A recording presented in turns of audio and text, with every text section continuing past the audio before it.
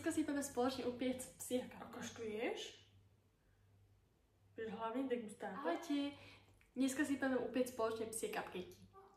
Rozhodla som sa spraviť jablkovo-škoricové cupcakey. Na to budeme potrebovať samozrejme, že jablčko, ktoré si ale najprv ostrúhame. A následne sa bavíme aj kôstky.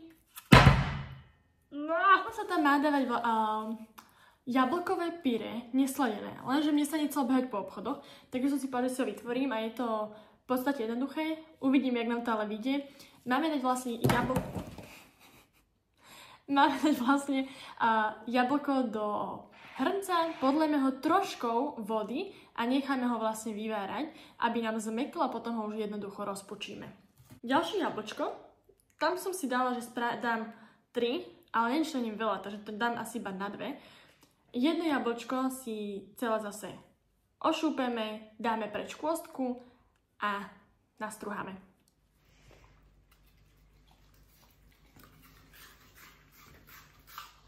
Dala som tam necelé 2 jablčka, podľala som to naozaj, že trošku vody. Tak uvidíme. Ja by som tam ešte trošku dala, ale nie som si istá, takže to nechám chvíľku takto a uvidím, čo sa s tým bude diať. Ešte to zavriem, aby sa to tam rýchlejšie spravilo a uvidíme. Tento recept, ktorý som našla, nie je že na gramy, ono je to, že na hrnčeky. A trošku sa bojím toho, že ten hrnček mám dosť veľký na to, že idem iba pre 2 psov robiť na takú koštovku a že bude toho dosť veľa.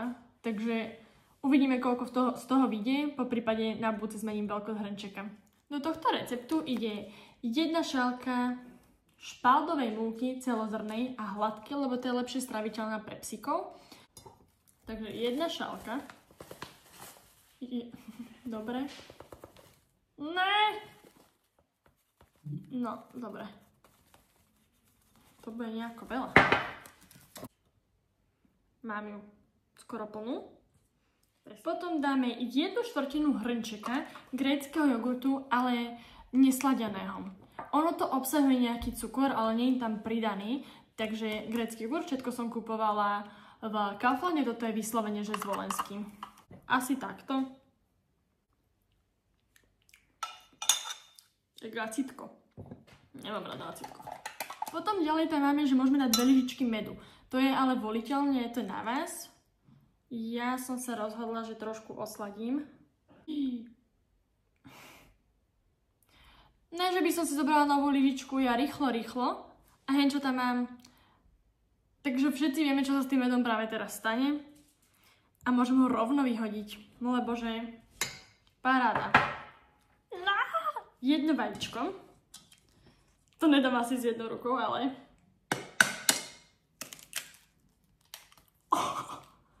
Dala som to. A bez škrupinky. Dávame tam polovicu lyžičky škorice.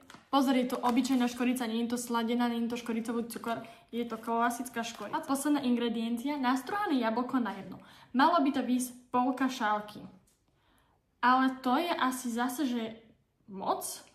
Toľko sa asi nedostruhám. Ale tak, let's go. Ináč, lifehack. Podľa mňa mnohí viete, ale keď máte takýto, vy ho nemusíte mať položený. Ono, jak strúhate, tak on vlastne padá dovnútra a vy si ho potom celý vysypete. Takže za mňa to je akože dosť dobrá vec. A ty čo ty čakáš? To ešte jablčko? Už nemám veľa. No, si neostane. Čakajte, vám pokážem. V tejto rýchlosti tú polovicu nemám šancu.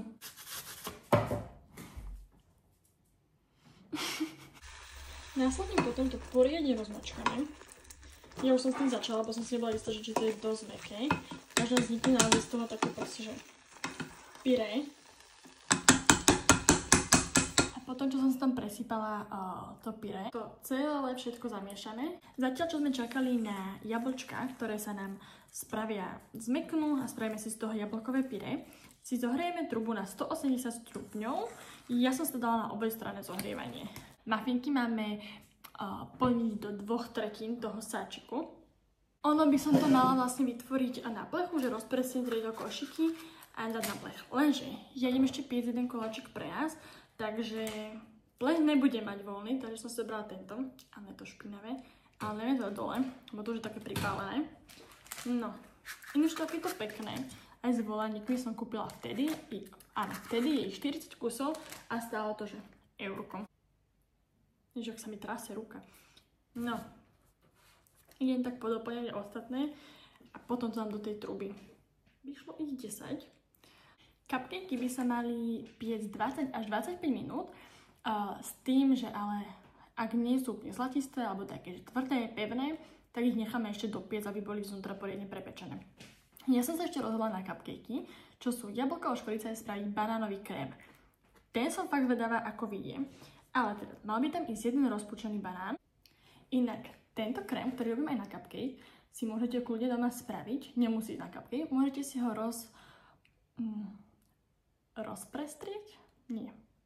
Rozotrieť na lizaciu podložku a budem mať o zábavu na chvíľku postarané, takisto si pri tom trošku zrelaxujem. Ja s tým rozmýšľam, že ak mi ostane veľa toho krému, rozložím to veľmi no a teraz som zabudla na to slovo. Rozotriem im na psiu podložku. Nemám rada grécky jogurt samostatný, ale takto s tým banánom mi to normálne chutí, keby ešte do toho tam trošku cukru vanilkového, tak ako keď máte ten smotanový pohár. Fakt výborné. Tak, po cca 20 minútach som to vybrala z truby. Už vidíte, že to je také zlatisté. Ale teda pevné stále nie sú, takže sa bojím toho, že oni vnútri, alebo vnútri sú fakt, že surové. No, muffinky som ešte teda trošku zapiekla. Oni sú stále mäkké, takže myslím, že vnútri bude to trošku aj tak surové, ale už som nemala toľko času. Vyzerajú takto nejako. Vôbec, akože trošičku, ale že skoro vôbec sa nezväčšili, takže ten objem sa tam kľudne nebudete dať aj plnší, tak ako ho chcete mať. Ja som ich spravila teda 8, každý ste sa rovnaké veľkosti, sa mi trošku aj spalilo. No a teraz ich ozdobíme tým krémom. Ja som ten krém, kým som robila druhý koláč, nechala vonku. No tam to nie je moc vidno, ale teda už tam začalo byť také hnedkasté. Čiže ten banán veľmi rýchlo zostane taký ten škaredý. Tak, a muffinky sú hotové. Vyzerajú celkom obstojne. Na to, že sme ich robili prvýkrát, alebo to, že som ich robila prvýkrát. A uvidíme, čo zajtra na to dievčatá. Ahojte, na ďalší deň teda som sa pozrela. Vyzerajú takto nejako. Eli, OK? Musíš hrísť. No, vyzerá, že môžu byť.